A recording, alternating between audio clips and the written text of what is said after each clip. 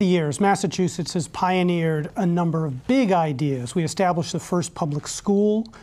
This was the state that made gay marriage legal, the first state. It established Romney Care, which morphed into the Affordable Care Act. So Jay Gonzalez, let me start with you. What is the big idea that would define your governorship?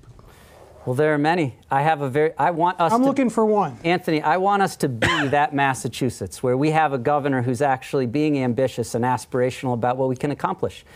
So I have a lot of different aspects of my agenda that I think would fit into that category.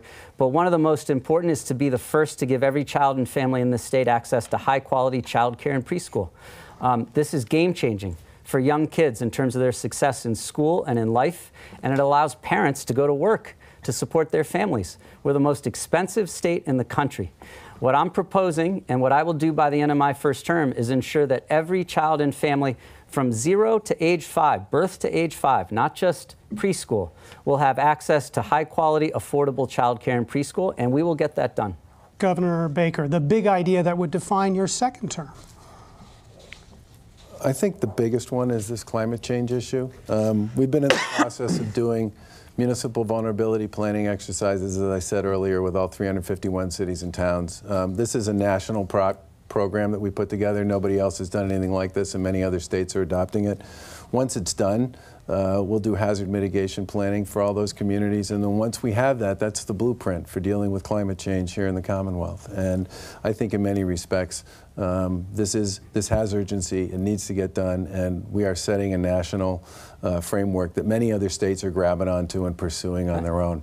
That comes on the heels, by the way, of creating a national model for how to deal with the opioid epidemic, and as I said earlier, a national sort of rush to offshore wind because of the work that we did creating the first affordable offshore wind project in the US. Go ahead, Mr. Gonzalez. There isn't anyone who follows what's happening on climate change and what we're doing in this state who thinks that the governor is being ambitious enough on this. Other states are starting to and will be outpacing us if we stay on his schedule. We need to be much more aggressive in developing offshore wind, in getting rid of constraints on solar development, which the governor put in place, which have reduced the rate at which solar is being developed, and where we've actually lost 3,000 jobs in the solar industry in the last year alone.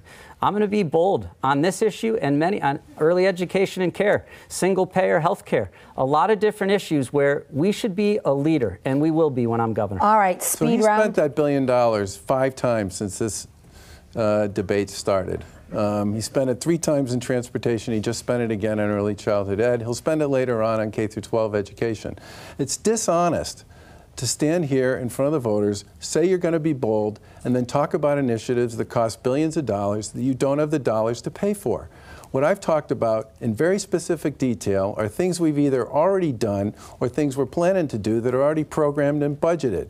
And I don't think it's fair for him to tell the voters that he can do A, B, and C, and he's going to be bold, and not have the resources to actually deliver on it. Quickly, Mr. Gonzalez. Going to single-payer health care will save us money if we do it thoughtfully.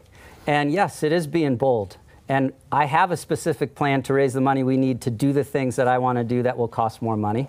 What's not being honest is you keep telling people you've got a 15-year plan to fix the T, and yet when you had to tell the truth to the federal government, you told them you couldn't do it in 15 years, it's 25 years. So are you being truthful to the federal government or truthful to the people of Massachusetts? So the 2016 and 17 plan that we gave to the feds, which was based on what we were left with, said 25 years.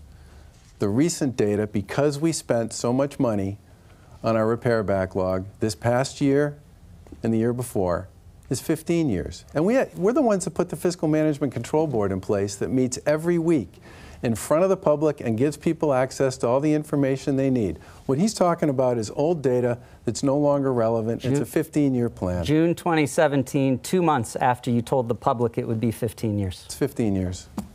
And 15 years is ridiculous. Years.